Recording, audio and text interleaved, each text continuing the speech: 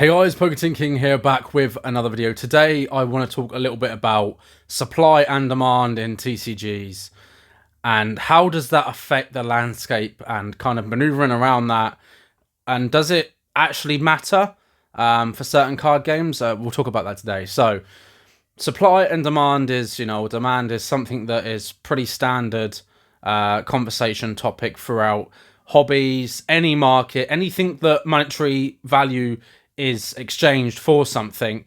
Supply and demand is going to be talked about. So I want to talk specifically about card games, and I'm going to go through different card games and kind of talk about how that's affected the game. So if we talk about Pokemon right now, because it's the hot topic, it's always the hot topic, right? Japanese 151 supply was, fairly low when it first came out in comparison to the actual demand of the product, because Japanese at the time was absolutely mental. Everybody was still going absolutely ham for Japanese. Boxes went up to highs of £200 here in the UK. So over $200 a box, which was mental. I remember selling boxes for around 180 myself. And I know it went up after that, and I was thinking, maybe I should have held and sold for a bit more, but, and that was during the first print, and then that was also the made to order they did with the Pokemon Center. So that went mad. And obviously now we're looking at box prices. I've been picking boxes up for around £50, which is, a quarter of the price, right? So £50 is around, just under double retail, which isn't too bad considering it's one of the best sets. So the set itself is absolutely fantastic, regardless. And that is why the demand is so high. So sometimes the demand for things seems to be artificial or inflated. And I'm not saying that isn't the case with 151. I know a lot of people are holding large amounts of product. And we've seen that by the fact that prices have dropped. Even before reprints, just the announcement of a reprint caused the prices to absolutely crash. And you think, if the product hasn't got into people's hands yet, how has it crashed? And that's because so much product was being hoarded. And this is what happens in the modern age of TCGs, where everybody is hoarding product. Let's be honest here. Compared to, say, 20 years ago, where a lot less people were, the print runs were smaller for a lot of things, the less demand, less people were hoarding cases. The average person wasn't buying a whole box of something, they were buying a couple of packs. And it's changed, right? And I think that's why when people say, oh yeah, but everybody is buying sealed and everybody's keeping hold, there's no point me doing it, right? Well, more people open boxes now or cases than they did years ago. So the disposable income of the average collector is a lot higher. Even the average player for card games is a lot higher than it was, say, 20 years ago. And things have changed, right? A lot more adults are consuming this product. Obviously, we've had during the pandemic, a lot of people got back into card games and hobbies, and a lot of them stayed. Some left, some stayed. And there's always an influx of people entering the hobby again, whether it's Pokemon or other card games in general. So that's why the conversation of, well, everyone's doing it, and the fact that more people doing it doesn't necessarily mean that it's a bad thing to do long term. It just means that if anything is announced and any one of these parties or any one of these collectors decides that they want to get rid of their position, it can affect the market. Now, necessarily speaking, the average collector or investor that has a large portion, they will trickle feed the market. They're not going to sell 1,000 boxes of a set at once. That's not how it works. They're not going to completely crash a market that they've got so much money invested in themselves. So they'll trickle the market.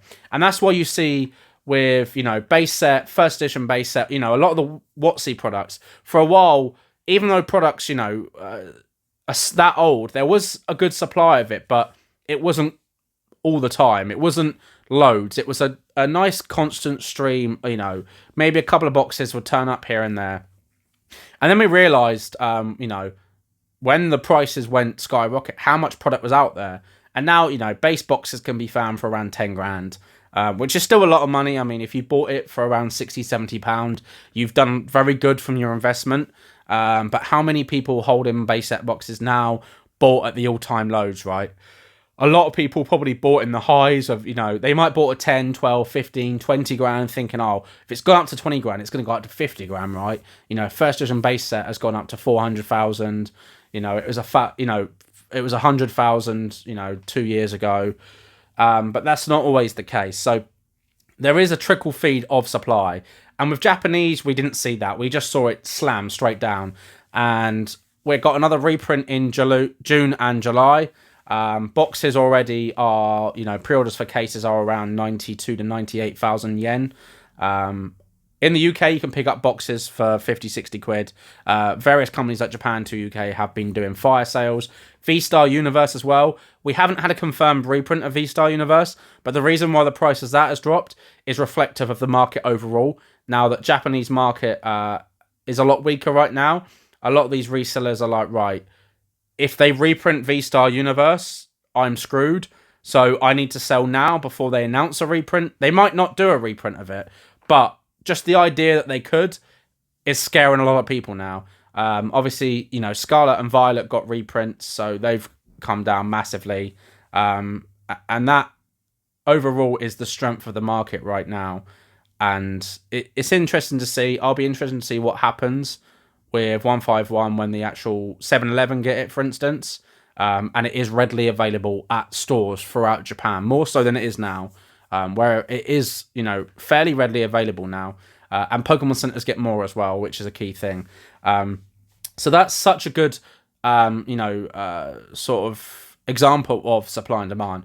Now, Silver Tempest, for instance, these late Sword and Shield set, Silver Tempest, Lost Origins, Astral Radiance, they all got big reprints towards the end of Sword and Shield and, as Scarlet Violet came out. I remember seeing cases of these sets, stores had put on back order, and they had no choice but to get them, so they were just selling them at cost, basically. Some of them were selling at less than cost. They just wanted to get rid. So supply was there, but demand wasn't, and that's why we saw those prices, right? And then suddenly the demand has increased, and people realised that even though so much was printed and so much was reprinted, that can shift very quickly in a game like Pokemon, where it only takes, a couple of people to start talking about it, a couple of people start buying about it, and it's a domino effect, right? And I've definitely seen that with certain things throughout. The Charizard UPCs, we're starting to see a price change on that. For ages, they were flat, or they were decreasing, and they got to as low as, 75, 80 pounds.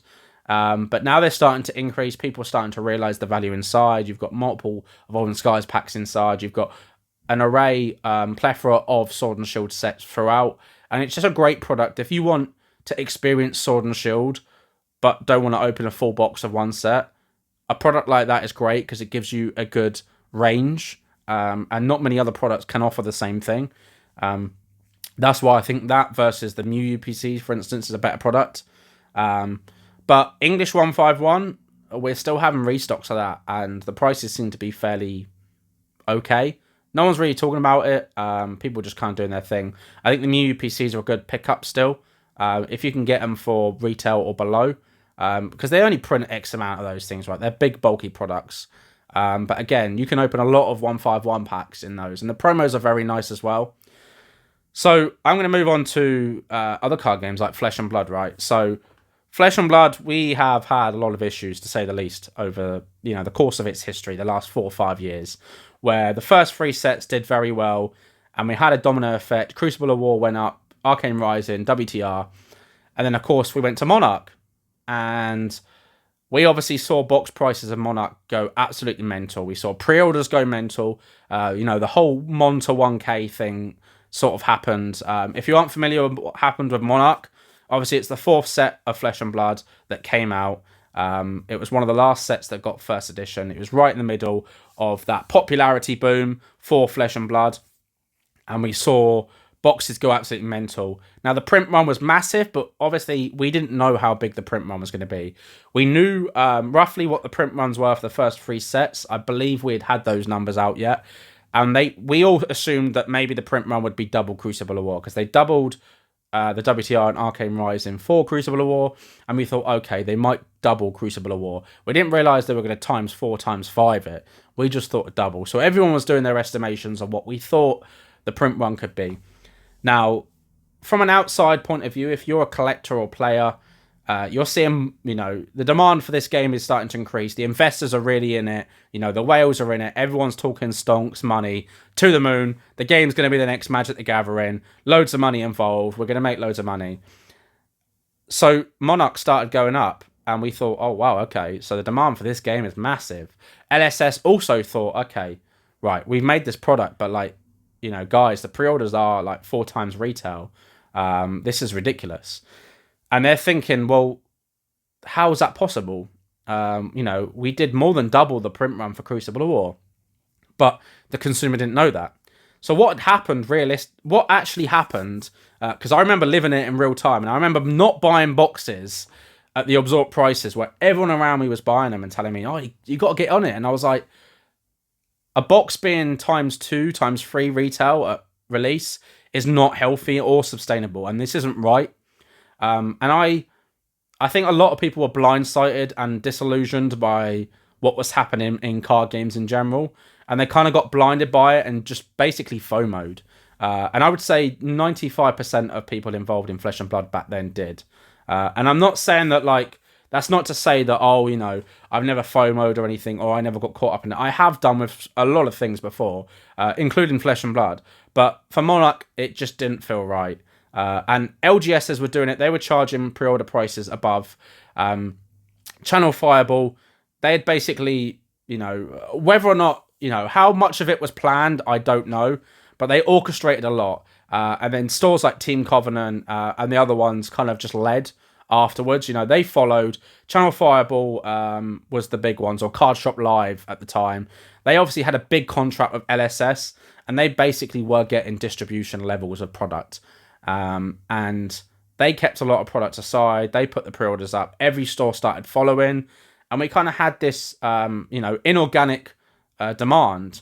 And in reality, the demand wasn't there. The supply was there. The demand wasn't there, but it was fake. It was all lies. It was,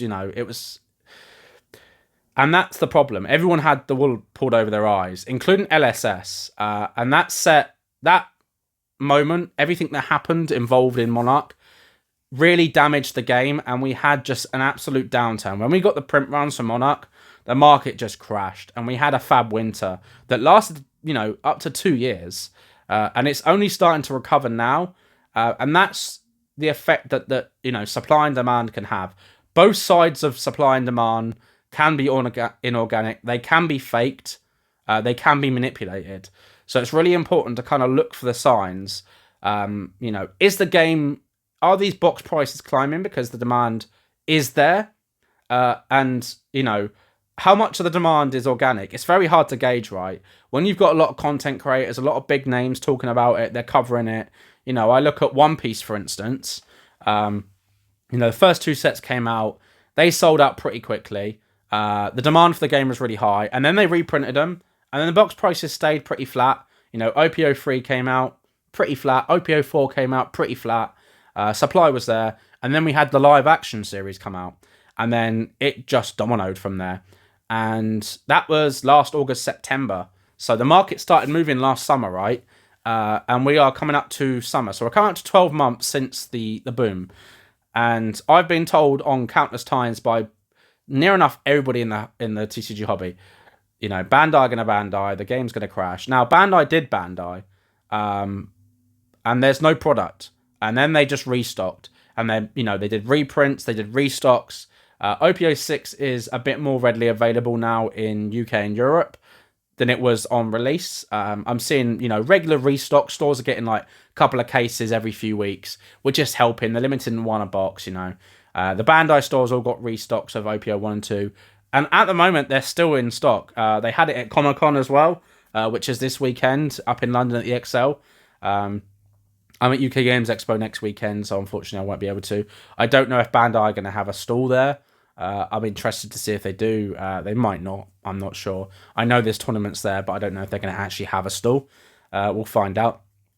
But One Piece is still going strong, and they did ramp up supply, but the game's just that popular they cannot keep up, and they haven't been able to since that live action came out. Because they obviously adjusted things for the new resurgence that they had after the first 2 sets. and they thought, right, we'll restock these. OPO3, OPO4 will be a higher print run. And it was satisfactory for the demand of the game. And then the live action came out, and a lot more people got involved in One Piece. More eyes came onto it. More content creators were opening it, talking about it. Streams on Whatnot, and all the other streaming platforms that exist. And it just changed. And we're seeing that Star Wars Unlimited demand is extremely high at the start. Supply is very low. We're not going to get a restock till later this year. I know we're getting more more sets coming out. I think there's one or two more sets out this year. I know there's a Darth Maul set that's coming out. I think that's going to be announced at Sfil, which is like a UK, like a games expo in Germany. It's massive. I think it's the biggest in Europe, but that's going to be there. So that's interesting. So then you've also got another factor of this is, I always hear people talk about the populations of cards. Like Moonbryon, it's thousands of thousands population. How can this card be worth so much money when the PSA 10 pop is ridiculous? And when you look at it as is, it does seem a bit strange that you can look at cards that are, pop 15, pop 20, and they're worth like 50 quid. And you've got a card that's pop thousands and it's worth 1,000. But it's relative to the demand of the game and relative to the demand of the product, right? So Moonbryon is the Sword and Shield version of Latios and Latios, the Heart one. It is the iconic card. If any card represents Sword and Shield era or more, it is the Moonbryon. No card comes close. You've got Lugia, you've got Giratina that are up there, but Moonbryon is just it, right? And that card will always command a high price. It's not a card that I've wanted to own myself, honestly. I think if I pulled it, I'd grade it and sell it. Just because I don't think it's the greatest art in Sword and Shield. I think there's better art, honestly. And 1,000 could do a lot. You could buy a lot. Even 2,000, even if it got like a 10. You could buy a lot of better cards. You've obviously seen the Gengar go mad as well. And these populations for these old arts are extremely high. They are being pumped right now. They are being inflated right now. There are a lot of investors that have entered Pokemon from other card games. And they are buying mass cases. So obviously Sealed is starting to dry up. Then you've got the alts, which are incredibly hard to pull, certainly in some sets, where you can open up Fusion Strike, Evolving Skies, Chilling Reign, and get absolutely destroyed. You really can. You can get absolutely murked. And there's a lot of alt arts, right? And there's a lot of cheap alt arts. So you're not even guaranteed to get the one you want. And there's a lot. So that's why you've seen all alts have started going up. Crown Zenith is starting to be pumped now. The Glaceon and Leafeon has started to go up. I've just acquired the Japanese ones myself. I've got a load of V-Star Universe 10s coming in a trade. I like Glaceon and Leafeon, so it's nice to have those. But Crown Zenith, obviously, is the last Yellow Border Pokemon English set. And that is the end of Sword and Shield. And that is starting to go up. So we're seeing an absolute uptake and uplift of everything across Sword and Shield. Battle Styles is now sold out at the Pokemon Center. I suspect that the UK Pokemon Center will send product over to the US because we were limited to a case. So that'll probably change to like maybe 4 or 3 boxes. Or even 1 box, and they'll shift it to America. That's what they do. Australia's getting a Pokemon Center next as well. So we're going to have Canada, Australia, UK, America. I suspect Europe will get one. I don't know where it will be. Probably France or Germany. That would make sense. But it's interesting. Yeah, it's interesting to see that the supply and demand across games can be so varied. You just got to be careful. Spend, time in the market always beats time in the market. It's just a classic. It's, it's iconic. It's timeless. And it's because it's true. You need to spend time in these markets. People will come up to me and say, right, I want to get involved in this, or I want to buy this, I want to get into Pokemon. What do I do? I would advise just spending time learning the game, learning what understands, what's popular, what isn't. I think anybody now that has you don't even need to be knowledgeable on Pokemon to kind of look at it and go, right, I think this has potential. Look at sets with popular Pokemon in, box arts with popular Pokemon, blisters with popular Pokemon. It's pretty obvious, but Pokemon will always beat other card games on average. You usually see less volatility, but I think the pandemic has changed that, and I think we're going to see a lot more volatility going forward with these games. And I think you just need to kind of be ready. That's why being liquid is really important, and that's something that isn't spoken about enough. Is having liquid capital, because you can buy, 100 of this or 1,000 of that, but is it liquid? If you need to sell overnight, can you do it?